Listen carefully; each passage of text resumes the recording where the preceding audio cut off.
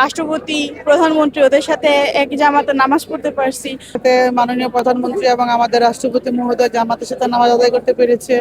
জিনিসটা আসলে অত্যন্ত আনন্দের এবং হচ্ছে একটা সৌভাগ্যজনক একটা বিষয়।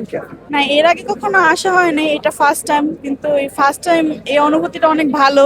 রাষ্ট্রপতি, প্রধানমন্ত্রী ওদের সাথে এক জামাতে নামাজ পড়তে পারছি, সবার সাথে একটা আনন্দঘন পরিবেশে নামাজ পড়ছি, এটা অনেক বেশি ভালো লাগতেছে।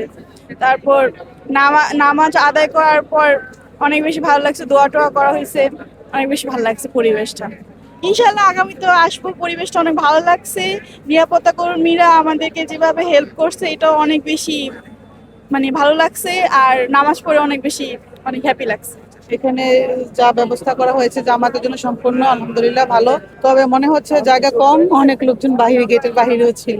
জায়গা অনেক, বাট আমাদের লোকজন বেশি আসছে, উৎসুক জনতা অনেক। না, আর কখনো আসা হয় নাই, এই প্রথম স্বামী সন্তান নিয়ে আসা এবং জামাতের সাথে নামাজ আদায় করা। আলহামদুলিল্লাহ অনুভূতিটা খুব ভালো। একসাথে মাননীয় প্রধানমন্ত্রী এবং আমাদের রাষ্ট্রপতি মহোদয় জামাতের সাথে নামাজ আদায় করতে পেরেছে।